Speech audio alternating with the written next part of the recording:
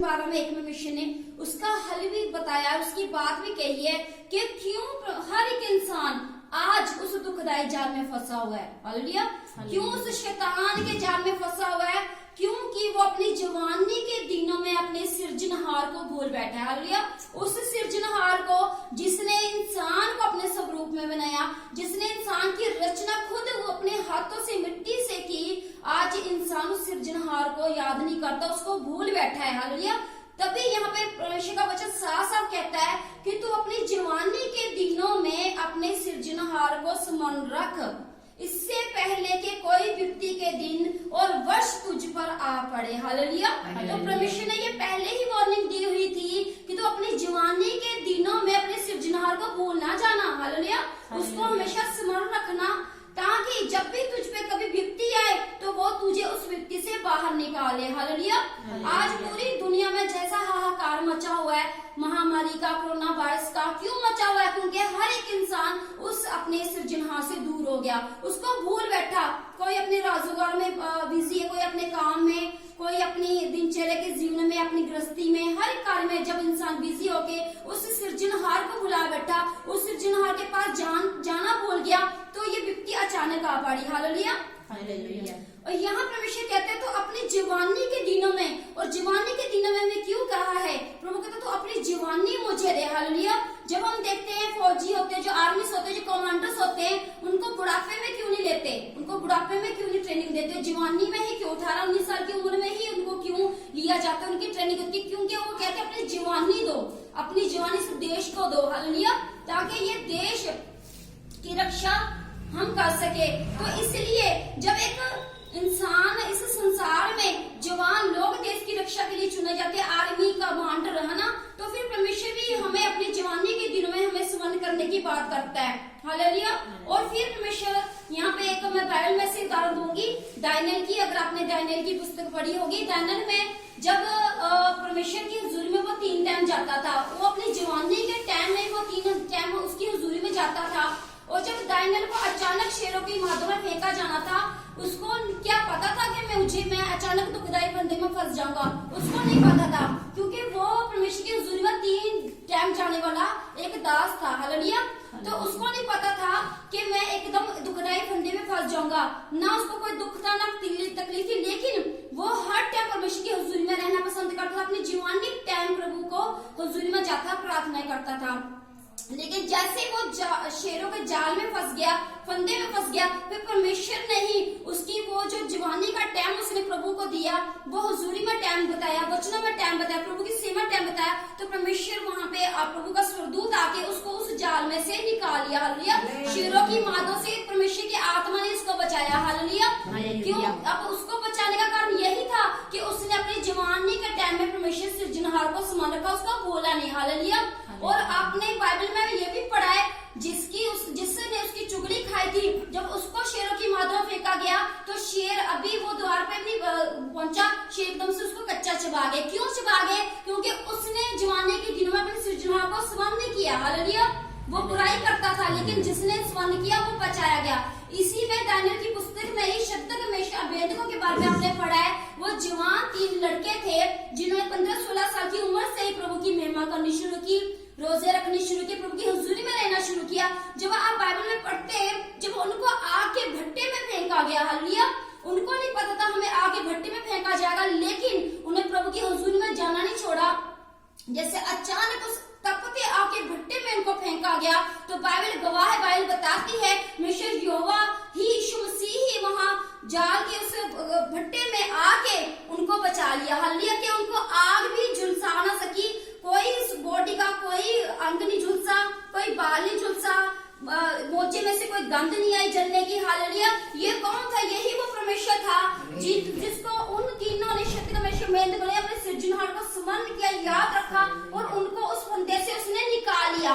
इसका बताने का मतलब ये है कि प्रभु तभी कहता है कि मनुष्य जब एकदम से दुखदायी फंदे में फंस जाता है, तभी प्रभु ने 12:1 में ये कहा है कि तू इससे पहले कि तुझ पे कोई विपत्ति आ पड़े, हालेलुया, कि दिन वो वर्ष है जिनमें तू कहे कि मेरा मन नहीं लगता, तो प्रभु ने तभी कहा है कि तू जवानी के दिनों में अपने सृजनहार को स्मरण कर। प्रभु ने साथ साथ ये भी बता दिया और रिजल्ट भी बता सजा दी, तू याद करेगा तो मैं ही परमेश्वर तुझे उस जाल में निकालने वाला परमेश्वर। हालेलुया।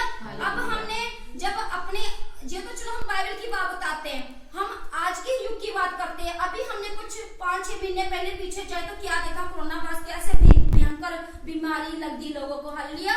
और हम ये भी जानते हैं जब देश में हाहाकार मचा हुआ था, इटली में मौतें हो रही है, अमेरिका में मौतें हो रही है, कितनी जगह कितने लोग चले गए। मैं खुद इस बात की गवाह हूँ। मेरे पास इतनी प्रार्थना रिक्वेस्ट है। अमेरिका में हस्बैंड वाइफ वो कोरोना से ग्रसित थे और वहाँ इतनी मौतें हो रही हैं, बच्चे लग गए, हस्बैंड वाइफ लग गया, सास ससुर अलग कर दी गए। जब उनका फोन मेरे पास आता है तो परमेश्वर का ये पवित्र वचन मैंने उनको दिया और जब प्रार्थना की तो परमेश्वर ने उनको उस कोरोना वायरस के जाल से बाहर निकाल दिया। जब उन्होंने वचन को सुना, माना, अंगीकार किया तो उस परमेश्वर ने उसको बाहर निकाला। हालेलुया। तो वो खुद क्यों नहीं प्रार्थना में गए, खुद क्यों नहीं बचाए गए? क्यों? क्योंकि उन्हें अपने जवानी के टाइम में नहीं याद रखा। प्रभु ने मेरी प्रार्थना को क्यों सुना? हालेलुया। प्रभु अब्राहम की प्रार्थना को क्यों सुनता था? प्रभु दानियल की प्रार्थना को क्यों सुनता था?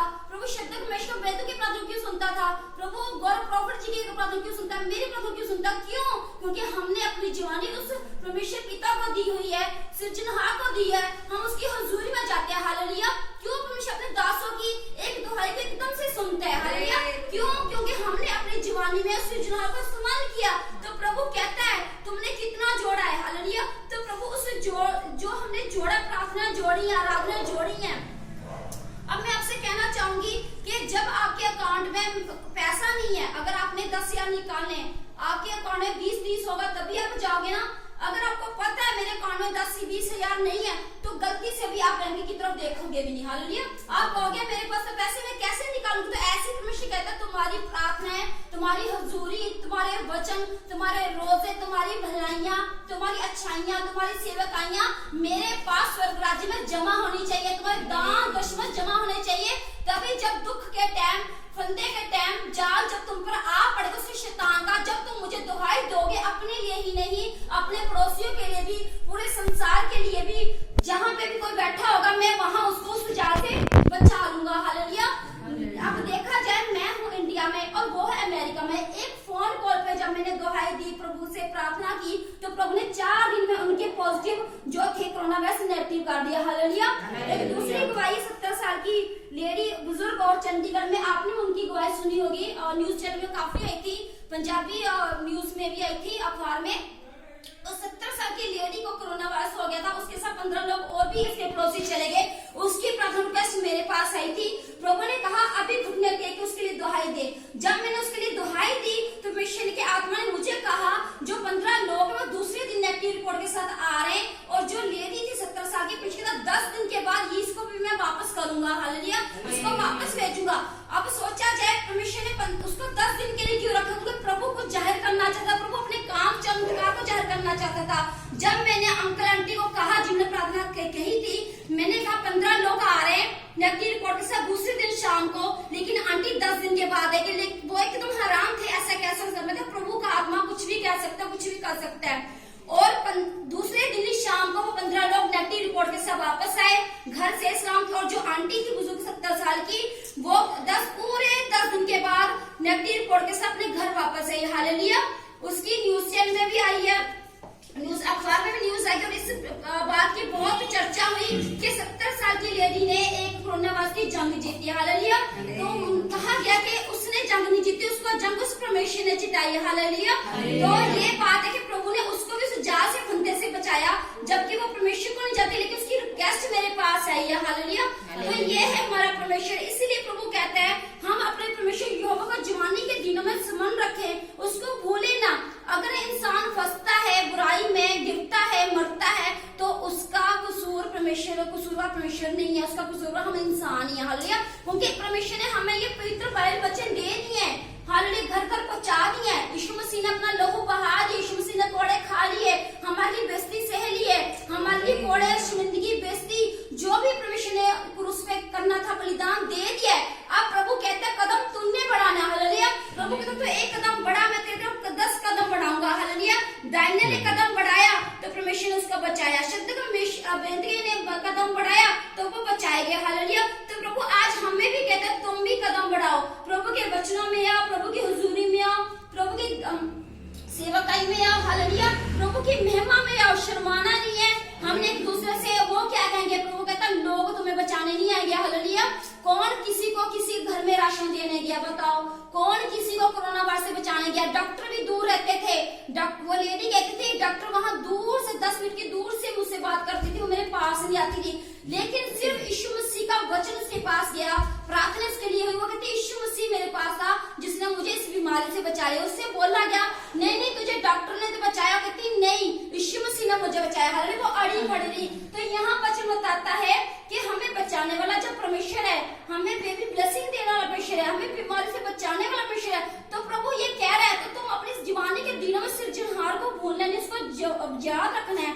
यहीं पे 11:9 में प्रभु कहता है हे जवान, ये भी शुभोदेशिक 11:9, हे जवान अपनी जवानी में आनंद कर और अपनी जवानी के दिनों में मगन रह, अपनी मनमानी कर और अपनी आंखों की दृष्टि के अनुसार चल, परंतु ये जान रख कि इन सब बातों के विषय परमेश्वर तेरा न्याय करेगा। हालेलुया। और वचन ये कहता है हे जवान, हम सबको कह रहे हैं हे जवान अपनी जवानी में तू आनंद कर और अपनी जवानी के दिनों में मगन रहे। प्रभु ये कहता है, प्रभु मना नहीं करता, तू आनंद भी कर, तू मगन भी रहे, अपनी मनमानी कर और अपनी आंखों की दृष्टि के अनुसार चल। कहता है जैसे तेरी आंखों की दृष्टि तुझे कहती चलने के लिए तो वैसा ही कर, परंतु वहाँ पे एक परमेश्वर ने वार्निंग भी दी है, यह जान रख कि इन सब बातों के विषय में तेरा न्याय करेगा। हालेलुया। प्रभु कहते हैं अगर तू अपनी जवानी के दिनों में प्रभु को याद नहीं करेगा, अपनी ही लालसा में